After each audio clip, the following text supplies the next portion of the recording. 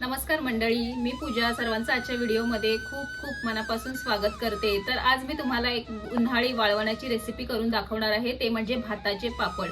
तर या भाताच्या पापडांना आमच्याकडे भातोरे असं बोलतात. तुमच्याकडे या भातोऱ्यांना काही वेगळं नाव असेल तर मला कमेंट करून नक्की सांगा. तर आज मी तुम्हाला ही पापडांची जी रेसिपी दाखवणार आहे त्याप्रमाणे जर तुम्ही पापड बनवले तर ते पापड खूप कुरकुरीत आणि चविष्ट तर बनतातच, त्याचबरोबर ते आपण वर्षभर साठवून सुद्धा ठेवू शकतो. चला तर मग आता आपण रेसिपीला सुरुवात करूया. रेसिपीला सुरुवात करण्यापूर्वी आपण साहित्य काय काय लागणार आहे ते बघूया. भाताचे पापड बनवण्यासाठी मी इथे 1 ग्लासभर तांदूळ घेतलेले आहेत. 1 ग्लासाच्या प्रमाणामध्ये आपण आजची ही रेसिपी बघणार आहोत. 1 ग्लास तांदूळ आणि त्यासाठी आपल्याला 5 ग्लास पाणी लागणार आहे.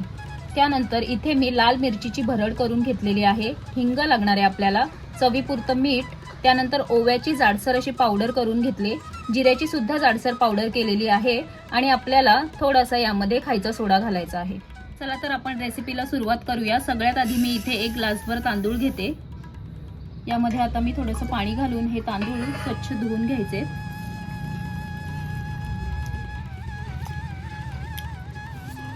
आता हे धुतलेले तांदूळ मी कुकरमध्ये ऍड करून घेते. आता यामध्ये मी 5 ग्लास पाणी ऍड करते. तर 1 ग्लास तांदळासाठी आपल्याला 5 ग्लास पाणी हे परफेक्ट प्रमाण आहे ह्या पापडांसाठी.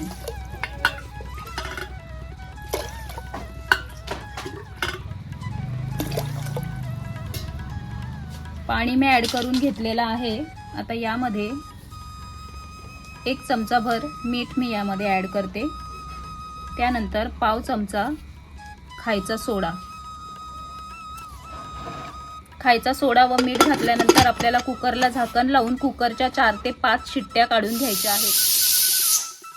तर आता कुकरच्या मी 5 शिट्ट्या घेतलेल्या आहेत. 5 शिट्ट्या काढल्यानंतर कुकर थंड.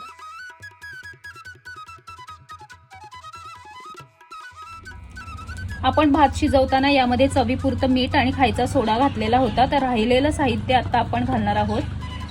आता यामध्ये मी अर्धा चमचा ओव्याची पावडर घालते. त्यानंतर अर्धा चमचा जिरे पावडर,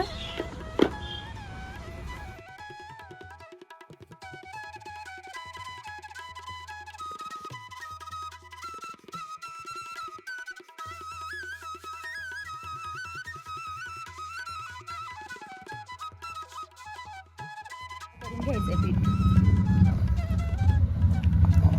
आता पापड बनवण्यासाठी तयार झालेला आहे. चला तर मग आता पापड बनवून घेऊया. तर आता पापड बनवण्यासाठी मी प्लास्टिकचा एक पेपर घेतलेला आहे. त्याला थोडंसं तेल लावून घेते.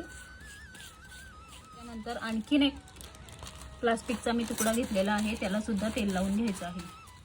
आता या प्लास्टिकच्या पेपरवर आपल्याला हे तांदळाचं मिश्रण घालायचं आहे. 1 चमचाभर मिश्रण मी इथे घातलेलं आहे.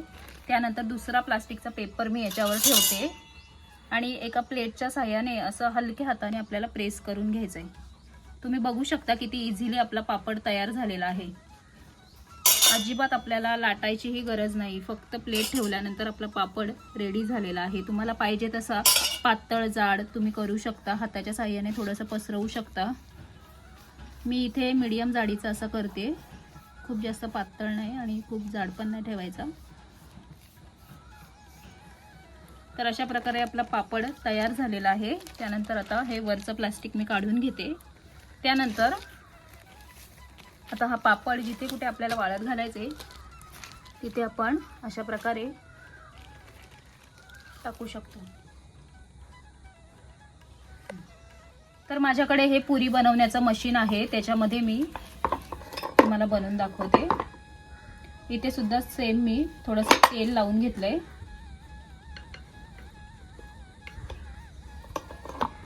हे ते आता यावर मिश्रण घालते. त्यानंतर पुन्हा प्लास्टिकचा पेपर याच्यावर ठेवायचा आहे. त्यानंतर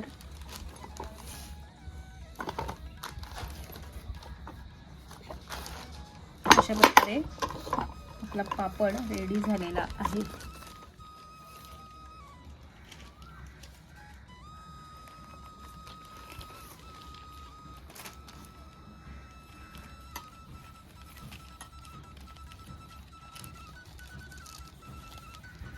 तर अशा प्रकारे सर्व पापड माझे बनून तयार झालेले आहेत.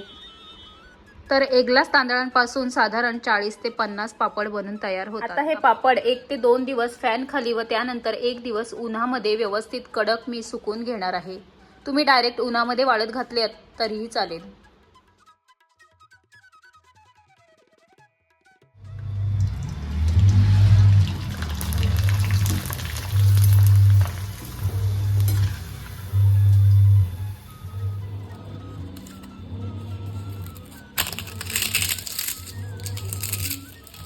तर आजची ही जी भाताच्या पापडांची जी रेसिपी आहे ना, ती खूप सिंपल आहे. अगदी झटपट कुठलीही पूर्वतयारी न करता हे पापड बनतात व त्याचबरोबर खूप कमी खर्चात आपलं हे उन्हाळी वाळवण तयार होतं.